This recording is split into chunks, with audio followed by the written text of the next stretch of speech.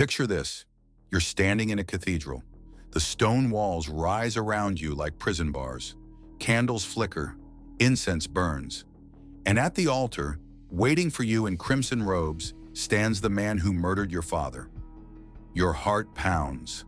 Every step down that aisle feels like walking toward your own execution. But you keep moving, because this isn't just a wedding, it's a trap. Or maybe it's your chance for revenge. Welcome to one of history's most twisted dilemmas. What happens when you marry the king who killed your father? And no, this isn't just some dark fantasy. This scenario has played out in royal courts across centuries, from medieval Europe to ancient kingdoms where power trumped everything, even blood. We're about to dive into a story of betrayal, survival, and impossible choices. A story where love and hate become so tangled you can't tell them apart. Where every smile might hide a dagger, every kiss might be poison. Make sure you watch till the end to see what happens when the truth finally comes out. Because here's what we need to understand. In the world of kings and queens, marriage was never about love. It was about alliances, about power, about survival, and sometimes it was about revenge. So imagine yourself in this position. Your father is dead. The man who ordered his execution now offers you his hand in marriage. The crown, the throne, everything you've ever wanted. But at what cost? Let's explore this together. Let's walk down the aisle and see where it leads. Because what we're about to uncover will make you question everything you thought you knew about loyalty, justice, and the human heart. This isn't just a story about the past. This is about the choices we all face when survival and morality collide. When doing the right thing might destroy everything you love.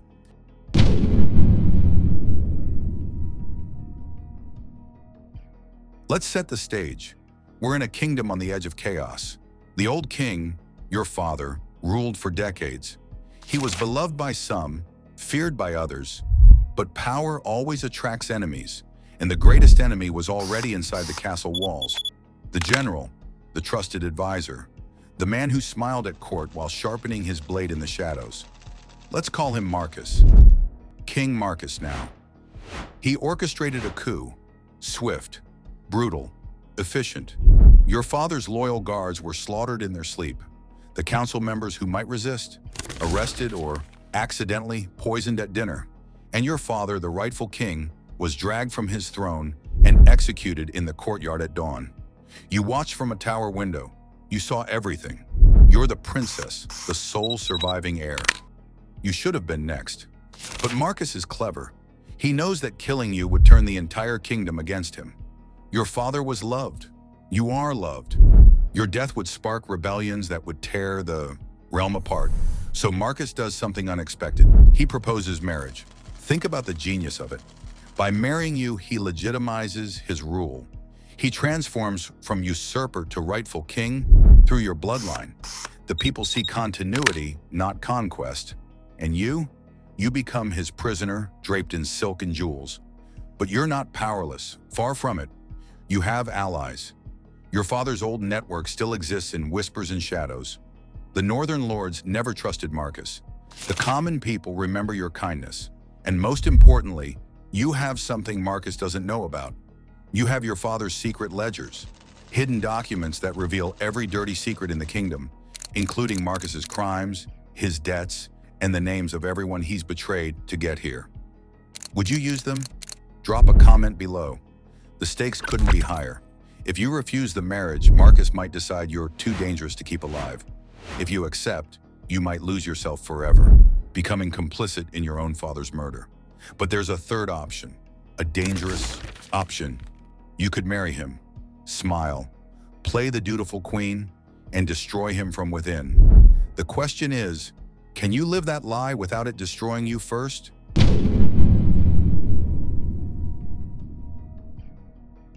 Let's talk about what this does to your soul. Every night you lie beside the man who made you an orphan, his breath on your neck, his arm across your waist, and you wonder, am I strong enough to do this? Or am I becoming the monster I swore to destroy? This is psychological warfare at its most intimate. During the day, you play your part. You smile at ceremonies. You host banquets. You sit beside Marcus on dual thrones, and when he takes your hand, the court sees a loving couple. They don't see your nails digging into your palm until it bleeds. But at night, you plot. You befriend his servants, you listen at doors, you learn which guards might be turned, which advisors are loyal only to gold, which of Marcus's allies are one scandal away from abandoning him. And then something unexpected happens. You start to understand him. Not forgive, never forgive, but understand. Marcus tells you about his childhood, how your father, yes, your father, executed his entire family for treason when Marcus was just a boy, how he grew up with nothing, clawed his way to power, and when the opportunity came, he took it. Does this justify what he did? Hell no. But it complicates things, because Marcus isn't just a villain from a storybook. He's a broken man who broke you in return. And sometimes in unguarded moments, you see glimpses of who he might have been if the world had been kinder. Would you forgive the man who killed your father? Really think about it. Here's the terrifying truth. Revenge is easier when your enemy is pure evil. But what happens when they're human? When they have reasons, not excuses, but reasons. You lie awake wondering if this whole thing is worth it. If bringing Marcus down means burning the entire kingdom to ash. Because that's what civil war looks like. That's what happens when you expose a king's crimes without a stable succession in place. Maybe the right thing to do is nothing. Let Marcus rule. Keep the peace. Let your father's death mean something by preventing thousands more. Or maybe that's just what you tell yourself when you're too tired to keep fighting. The line between strategy and surrender gets blurrier every day.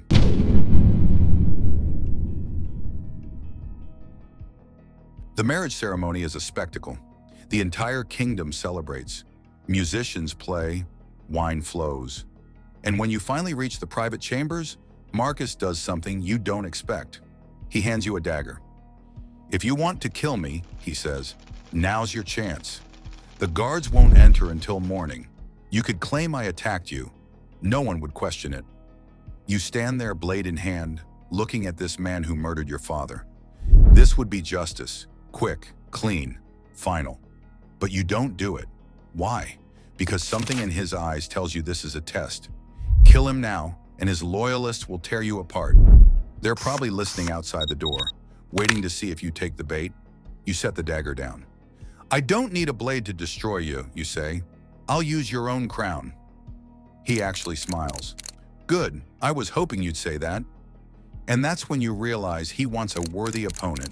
He's been alone at the top for so long, surrounded by sycophants and cowards, that he actually respects you for hating him. This game just got a lot more complicated. 3 months into the marriage, you find it, hidden in the royal archives beneath layers of dust and forgotten records. Proof. Not just proof of your father's execution. Proof that Marcus had help. The names leap off the page like accusations. Lord Harrington, Lady Vesper, Sir Edmund. Members of your father's own council, people who ate at your table, people you trusted. Your father wasn't killed by an ambitious general. He was killed by a conspiracy that reached into the heart of his government. And some of these traitors are still in court. Still advising, still pretending to mourn the king they helped murder. Drop a like if you see where this is going. You confront Marcus privately, he doesn't deny it. Your father was weak, he says. He let corruption fester. Those lords supported me because they knew the kingdom was dying under his rule. So you killed him. So I saved the realm. The worst part? Some of what he says is true. Your father was a good man but a mediocre king. He made mistakes. He trusted the wrong people. And those mistakes created the conditions for his own downfall. But that doesn't make it right. It just makes it tragic. News arrives. The northern provinces are in open revolt. They're rallying behind your uncle, your father's brother, who's been in exile for years. He's promising to liberate you from Marcus and restore the true bloodline. The kingdom teeters on the brink of civil war. Marcus needs you now more than ever. He needs you to appear publicly, to denounce your uncle, to choose your husband over your blood. This is your moment. You could do nothing. Let the rebellion grow. Let Marcus's enemies close in. Or you could do something brilliant. You agree to make a public statement, but you negotiate terms, amnesty for political prisoners, land reforms to help the poor, and Marcus must publicly apologize for the unfortunate circumstances of your father's death. It's not justice, but it's something. Marcus agrees because he has no choice, and when you stand before the kingdom and pledge your support to your husband, you're not surrendering. You're playing a longer game. Someone tries to kill you, poison in your wine at dinner. You survive only because your handmaiden, the daughter of one of your father's executed guards, notices the discoloration and knocks the cup from your hand. The investigation reveals something shocking. The poison came from your uncle's supporters. They don't want you allied with Marcus. They want you dead so your uncle becomes the uncontested heir. Your liberators just tried to murder you. Marcus personally executes the conspirators. In front of the entire court, he declares that anyone who threatens his queen threatens the crown itself. It's theater, but it's effective theater. And for the first time since this nightmare began, you wonder, is Marcus actually protecting you? Or is this just another manipulation? A year into the marriage, you find yourself pregnant, the heir that will bind you to Marcus forever, the child who will inherit this blood-stained throne. And you have to make a choice.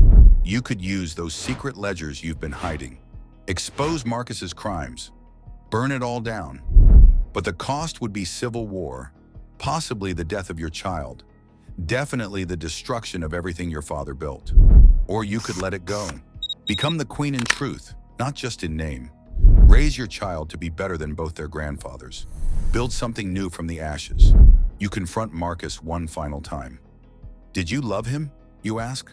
My father, before you killed him, did you ever love him as a brother in arms? He's quiet for a long time.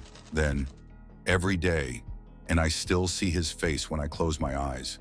It's not forgiveness, it's not redemption, but it's truth.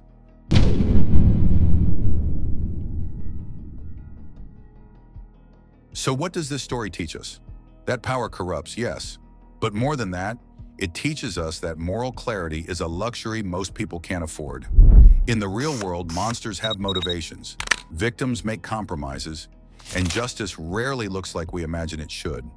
Throughout history, royal marriages were transactions sealed in blood. Women were married to their father's killers, their brother's murderers, their kingdom's conquerors. This wasn't hypothetical. This was Tuesday in medieval Europe. But here's what's remarkable. Some of these women survived. Some even thrived. They learned to navigate impossible situations with intelligence, patience, and ruthless pragmatism. Were they collaborators, survivors, heroes, all of the above? The answer depends on who's telling the story. What we learn is that revenge is seductive but often empty, that forgiveness doesn't mean forgetting, and that sometimes the bravest thing you can do is live with the complexity of an impossible choice. Because life rarely gives us clear heroes and villains. It gives us humans making desperate decisions in terrible circumstances. And that's far more terrifying and far more interesting than any fairy tale.